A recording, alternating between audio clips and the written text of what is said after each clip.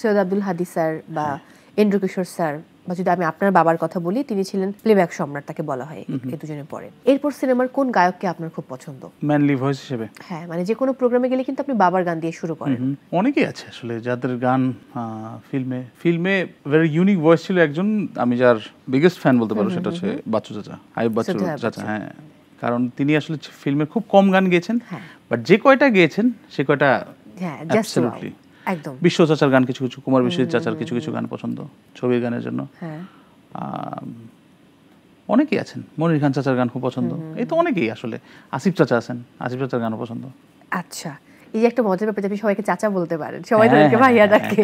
কেন সবাই আমার বাবার সময়কার, এই জন্য আসলে চাচা তাদেরকে ডাকতেই হয়। একদম। যদি আমি তাসনিম আনিকার প্রসঙ্গে যে আনিকা বলেছেন আপনি তার পার্টনার, কিসের পার্টনার, যদিও উনি বলেছেন আপনার একসঙ্গে ক্রিকেট খেলা দেখেন। পার্টনার ইন ক্রাইম আমরা। এবং সে খুবই সুইট, তাকে আমার ভীষণ পছন্দ। সে এবার ঈদ করতেছে ঢাকায়, আমার বলছে ব্রো আপনি কিন্তু কোনো কিছু রাখবেন না, আমরা উই আর প্ল্যানিং সামথিং। আর ওর প্ল্যানিং সামথিং মানে বিপদ আছে। এমনও হয় ও বাসা থেকে জোর করে ধরে নিয়ে বেরোয় যেত। আমাদের একটা সার্কেল আছে, ও আমি আরো আমাদের কিছু ফ্রেন্ড সার্কেল আছে, এরা লিটারেলি সব এসে হামলা করে, হামলা করে উঠে নিয়ে চলে যাবে তোমাকে, বাসা থেকে জোর করে ধরে নিয়ে। আমি মাঝে মাঝে ওদের ভয়ে হাফ প্যান্ট পরে বেরোতাম, যে হাফ প্যান্ট পরে তো আর বাইরে নিয়ে যাবে না। বললো যে না, ও বলে না এইভাবেই চলে। খুব স্বাভাবিক, খুবই মজা হয়। ওকে, প্রীতম হাসান নাকি প্রতীক হাসান, বাবার গায়ককে কার কণ্ঠে বেশি ধারণ করা হয়েছে বলে আপনি মনে করেন? আমার প্রীতম খুব একটা বেশি কভার করে নাই, বাট ও পছন্দ করে, শোনেও গান, বাট ও থেকে ওর নিজস্ব জায়গাটা তৈরি করার জন্য ও হয়তো ওর গানগুলোকে বেশি প্রায়োরিটি করে। প্রেম তো জীবনে বহুবার এসেছে, রিয়েল লাভ হ্যাঁ ও 1-2 বার ছাড়া আসে নাই। একদম। আচ্ছা, ধরে নিলাম, বাট যদি কোনো সিনিয়র গায়িকাকে আমি নিজে প্রেমিকা হিসেবে মানে বেছে নিতে বলি, তাহলে কার কথা বলবেন? সিনিয়র গায়িকাকে প্রেমিকা হিসেবে বেছে নেওয়া, এটা একটা দুঃসাহস করা। এমন হতে পারে না যে আপনার ক্রাশ, তাকে আপনার খুব পছন্দ, তার ভয়েস আপনার ভীষণ পছন্দ? বাংলাদেশে তো অনেকেই ছিল, শাকিল আন্টির ভয়েস আমি খুব পছন্দ করি। শাকিলা জাফর ভেরি স্টাইলিশ এবং হেসে গান করেন। এক্স্যাক্টলি, এবং তার গায়কের ভিতর একটা স্মার্টনেস ছিল ভীষণ। এটা একটা সাবাতানি আন্টির গান খুব পছন্দ ছিল আমার। না আমি আগের কথা বলছি। ইয়াংদের মধ্যে কার গান খুব পছন্দ? লুইপার গান অনেক পছন্দ, লুইপা ট্রেমেন্ডাসলি ভালো গায়। ইয়াংদের মধ্যে, ছেলেদের মধ্যে ইউসুফ খুব ভালো গায়, ভীষণ খুব ভালো গায়। আমি ওই যে মানে যারা খুব ভালো গায়, যারা তাদের কথা বলছি আর কি। আর একটা আমাদের মাহাতিম টুকটাক, হ্যাঁ মাহাতিম সাকিব খুব সুন্দর গায়।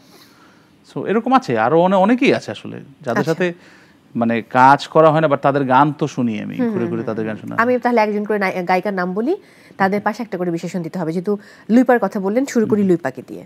লুইপা ও হলো ভার্সেটাইল সিঙ্গার।